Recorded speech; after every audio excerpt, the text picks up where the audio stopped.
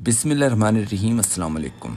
हम आपको ख्वाजा आसफ का बयान कि कम से कम थोड़ा बोझ जो है मेरे ज़मीर का जो है वो हल्का हो जाए। जिंदा रहने के लिए सब्जियां खाओ। नून लीगी वजीर की दिलचस्प बोंगी। मेरे दादा का साइकिलों का कारोबार था। उस वक्त की एक साइकिल की वैल्यू आज की मर्सिडीज के बराबर थी। इसहाक डार के बेटे ने सब कुछ बता दिया। इस पर दिलचस्प मज़ाहिया और कब्ज़ तोड़ तबसरे दिखाएंगे। सबसे पहले ख्वाजा आसफ का बयान देखें। अपने गुनाह बताते हुए कहा, ज़मीर का बोझ हल्का करना चाहता हूँ। लेजिस्लेशन के लिए मीटिंगें अटेंड की हुई हैं जिनमें मैं खुद बैठता था। जनरल फैज के भेजे हुए लोग वहाँ पे बैठते थे और जहाँ पे चाहते थे वहाँ पे वो हमारी सिमत भी दुरुस्त कर देते थे। और मैं ये कन्फेशन इसलिए कर रहा हूँ कि कम से कम थोड़ा बोझ जो है मेरे ज़मीर का जो है वो हल्का हो जाए। ये पुरानी वारदातों पर माफ़ी मांग कर हमेशा इसी तरह की रंगबाजी करता है। ख्वाजे को मतीउल्लाह जान ने जवाब दिया, 900 चूहे खाकर बिल्ली हज को चली। आइन से संगीन गद्दारी के ऐसे इतराफे गुनाह के बाद भी अगर कोई सियासतदान अपने ओहदे या सियासत से दस्तबरदार होकर कौम से माफ़ी न मांगे तो समझ जाएं कि उसके ज़मीर पर कोई बोझ नहीं, बल्कि वो महज अपने मुखालफिन को नीचा दिखा रहा है। सभी काज़मी ने लिखा, ज़मीर के बोझ तले दबे ख्वाजा साहब नहर की तरफ रवां दवा। असद कैसर ने जवाब दिया, ख्वाजा साहब 8 फरवरी का इलेक्शन चोरी करने का बोझ आपके ज़मीर पर क्यों नहीं है?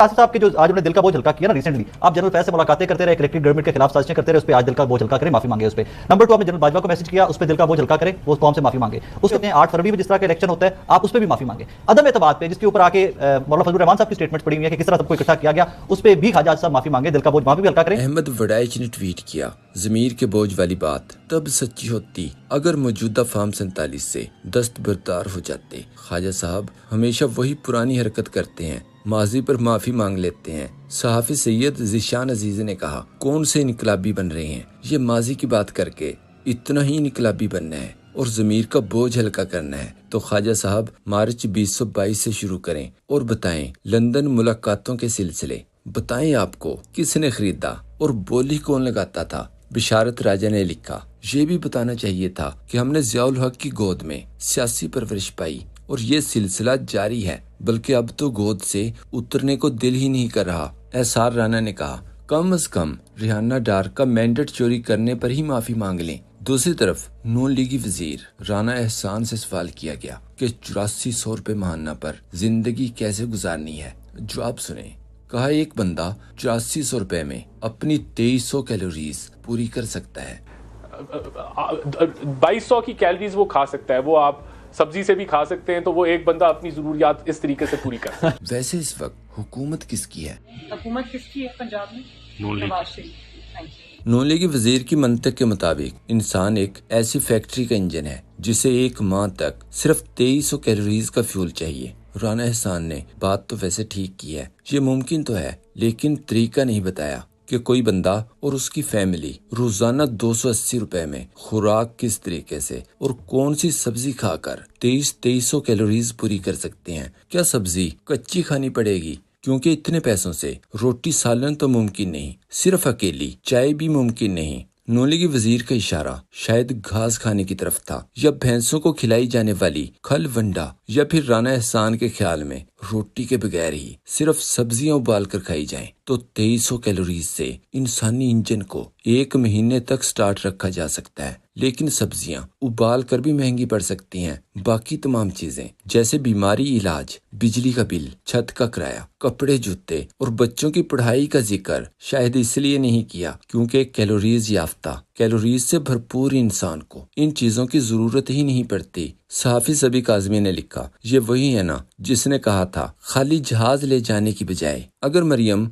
बेटी की सहेलियों की नुकरानियों को सैर के लिए बैरून मुल्क अपने साथ ले गई हैं तो क्या हुआ? अगर ना जाती तो जहाज खाली जाता। ये बात ये कि अगर वो ना जाते तो वो सीटें खाली जाती, जहाज ने तो फिर भी उड़ना था और दूसरी जगह पहुंचना था, तो अगर खाली सीटों में कुछ लोग बैठ गए तो सर फिर आपको मुझे भी ले जाते, अगर सीट खाली थी तो हम भी चले जाते। मुझे बड़ा शौक है जापान देखने का।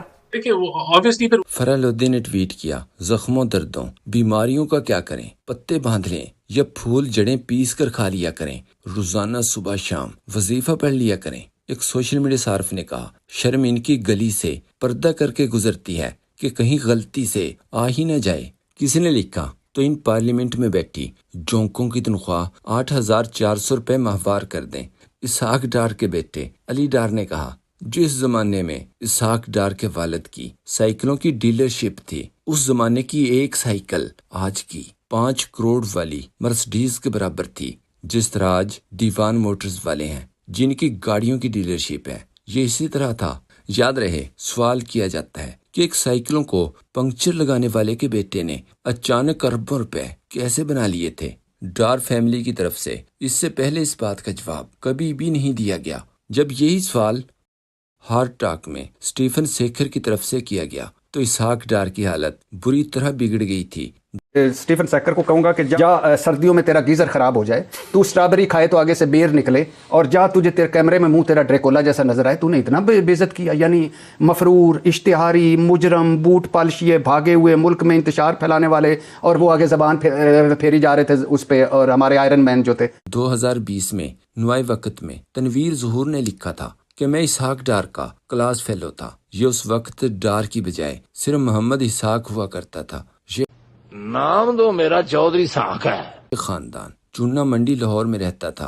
اوپر رہائش تھی اور نیچے والد کی دکان تھی جہاں سائیکلیں کرائے پر دی جاتی تھیں۔ میں نے خود دیکھا کہ اسحاق ڈار کے والد سائیکل کے ٹائروں کو پنکچر لگا رہے ہوتے تھے۔ آفتاب احمد گریا نے کہا، اگر اس زمانے کی سائیکل آج کی مرسڈیز کے برابر تھی تو پھر اس زمانے کی مرسڈیز تو آج کے 12 ارب کے لگژری جیٹ کے برابر ہوگی۔